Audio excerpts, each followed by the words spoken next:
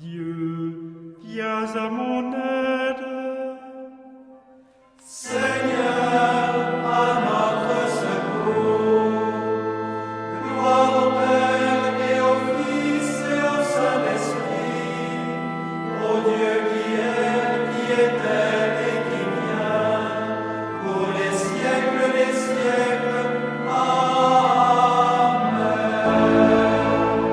L'ange du Seigneur apporta l'annonce à Marie. Et elle conçut du Saint-Esprit. Voici la servante du Seigneur.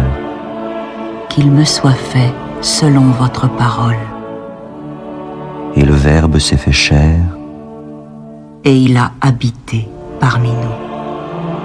Priez pour nous, Sainte Mère de Dieu, Afin que nous soyons rendus dignes des promesses du Christ. Daigne, Seigneur, répandre ta grâce dans nos âmes, afin qu'ayant connu par le message de l'ange l'incarnation du Christ, ton Fils, nous arrivions par sa passion et par sa croix à la gloire de sa résurrection.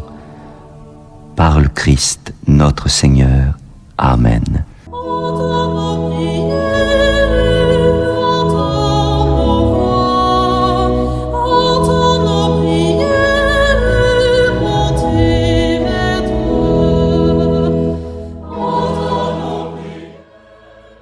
Seigneur, dans le silence de ce jour naissant, je viens te demander la paix, la sagesse, la force.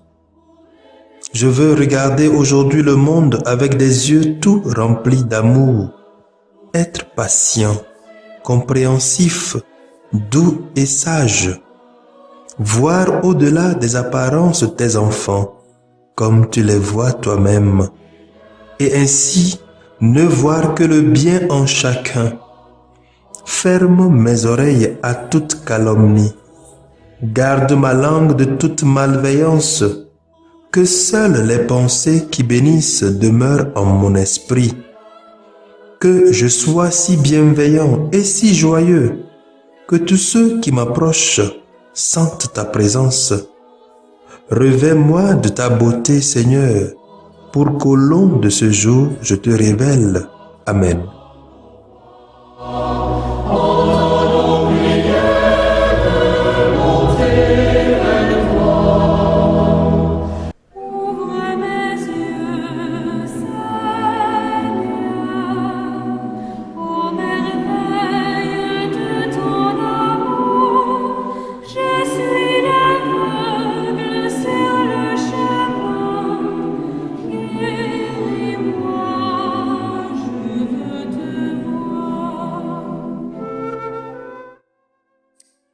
Écoutons les textes de ce lundi 16 novembre 2020, lus par la sœur Modeste Baguedou NDA et le diacre Mathias Eche SMA, commenté par le père Jérôme Anoumou Sassou SMA.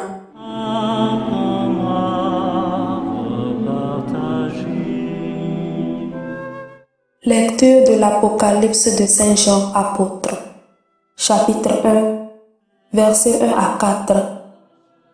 Chapitre 2, versets 1 à 5. Révélation de Jésus-Christ que Dieu lui a confiée pour montrer à ses serviteurs ce qui doit bientôt advenir. Cette révélation, il l'a fait connaître à son serviteur Jean par l'envoi de son ange. Jean atteste comme parole de Dieu et témoignage de Jésus-Christ, tout ce qu'il a vu. Heureux celui qui lit, heureux celui qui écoute les paroles de la prophétie et garde ce qui est écrit en elle, car le temps est proche. Jean, aux 7 églises qui sont en Asie mineure, avoue la paix et la grâce de la part de celui qui est, qui était et qui vient, de la part des 7 esprits qui sont devant son trône. J'ai entendu le Seigneur qui me disait, à l'ange de l'église qui est à Éphèse, écrit, Ainsi parle celui qui tient les 7 étoiles dans sa main droite, qui marche au milieu des 7 chandeliers d'or. Je connais tes actions, ta peine, ta persévérance. Je sais que tu ne peux supporter les malfaisants. Tu as mis à l'épreuve ceux qui se disent apôtres et ne le sont pas. Tu as découvert qu'ils étaient menteurs. Tu ne manques pas de persévérance et tu as tant supporté pour mon nom sans ménage ta peine. Mais j'ai contre toi que ton premier amour tu l'as abandonné. Eh bien, rappelle-toi d'où tu es tombé. Convertis-toi, reviens à tes premières actions.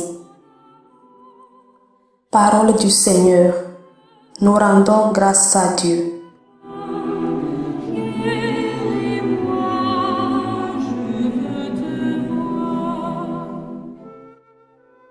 Reprenons le refrain du psaume 1. Au vainqueur, je donnerai de goûter à l'arbre de la vie. Heureux est l'homme qui n'entre pas au conseil des méchants, qui ne suit pas le chemin des pécheurs, ne siège pas avec ceux qui ricanent, mais se plaît dans la loi du Seigneur et murmure sa loi jour et nuit. Au vainqueur, je donnerai de goûter à l'arbre de la vie. Il est comme un arbre planté près d'un ruisseau qui donne du fruit en son temps et jamais son feuillage ne meurt. Tout ce qu'il entreprend réussira. Tel n'est pas le sort des méchants. Au vainqueur, je donnerai de goûter à l'arbre de la vie. Mais ils sont comme la paille balayée par le vent.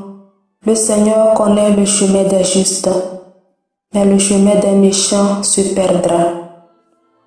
Au vainqueur, je donnerai de goûter à l'arbre de la vie.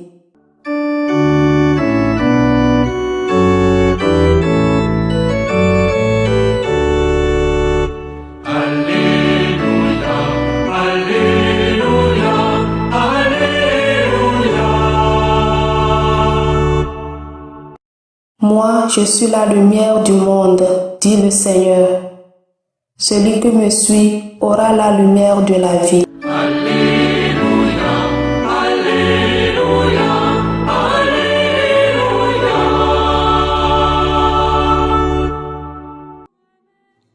Le Seigneur soit avec vous. Évangile de Jésus-Christ selon Saint Luc, chapitre 18, versets 35 à 43. Alors que Jésus approchait de Jéricho, un aveugle mendiait assis au bord de la route. Entendant la foule passer devant lui, il s'informa de ce qu'il y avait. On lui apprit que c'était Jésus le Nazaréen qui passait. Il s'écria: Jésus, fils de David, prends pitié de moi. Ceux qui marchaient en tête le rabrouaient pour le faire taire. Mais lui criait de plus belle: Fils de David, prends pitié de moi. Jésus s'arrêta et il ordonna qu'on le lui amène. Quand il se fut approché, Jésus lui demanda: Que veux-tu que je fasse pour toi? Il répondit: Seigneur, que je retrouve la vue. Et Jésus lui dit: Retrouve la vue, ta foi t'a sauvé. À l'instant même, il retrouva la vue et il suivait Jésus en rendant gloire à Dieu. Et tout le peuple, voyant cela, adressa une louange à Dieu.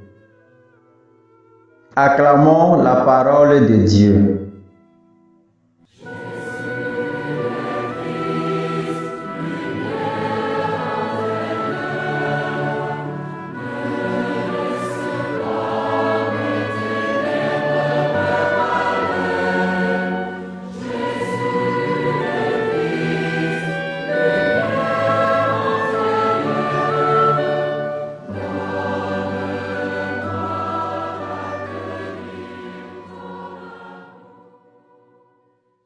Chers frères et sœurs en Christ, en ce lundi de la 33e semaine, l'Évangile souligne la guérison d'un aveugle. Remarquons rapidement que les textes de l'Évangile selon Saint Luc cette semaine nous donnent de très beaux exemples de la façon dont les chemins de Dieu diffèrent souvent de ceux des simples mortels. L'aveugle dans l'Évangile nous donne une leçon de foi et nous laisse une question à méditer. Qui est réellement aveugle et qui a besoin de voir? En effet, nous sommes limités par notre intelligence et nos capacités, car nos perceptions sont obscurcies par le péché et la concupiscence. L'aveugle dans l'Évangile n'a pas honte de se ridiculiser. Très souvent, la société, la culture de ce que l'on qualifie comme politiquement correct voudrait nous faire taire sur nos convictions ou certitudes. Avec l'aveugle, ils n'ont pas réussi. Même s'ils l'interpellaient pour le faire taire. Mais les yeux spirituels de ce dernier, autrement dit, son esprit, son cœur et son âme, eux, voient très bien. L'aveugle sait quelle occasion se présente à lui et sa foi l'encourage à crier de plus belle. Jésus, fils de David, aie pitié de moi. Quelle merveille, frères et sœurs! Sa vue spirituelle lui a apporté la guérison physique et par son exemple, sa persévérance et sa foi, il en a aidé d'autres à se tourner vers Dieu et à le prier. Ta foi t'a guéri, dira Jésus. Rappelons-nous que Jésus n'a pas fait beaucoup de miracles à Nazareth à cause de leur manque de foi. Frères et sœurs en Christ, que pouvons-nous retenir de cet épisode? Croire en Jésus, fils de David, et lui donner une réponse remplie de foi? Cette réponse de la foi équivaut à se laisser prouver par ce Dieu qui, poussé par son amour de Père, nous cherche depuis toujours. Dieu ne s'impose pas à nous, mais il passe tout près de nous souvent. Prions, mes frères et sœurs, pour que cette foi nous aide à remplacer la sagesse du monde et à voir ce que nos yeux ne voient pas. Qu'elle nous apporte également de mieux connaître et de mieux servir le Seigneur Jésus. Amen.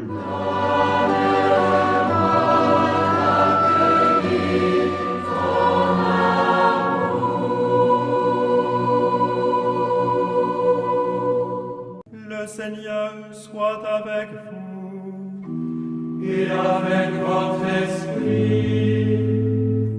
Que Dieu Tout-Puissant vous bénisse, le Père, le Fils et le Saint-Esprit.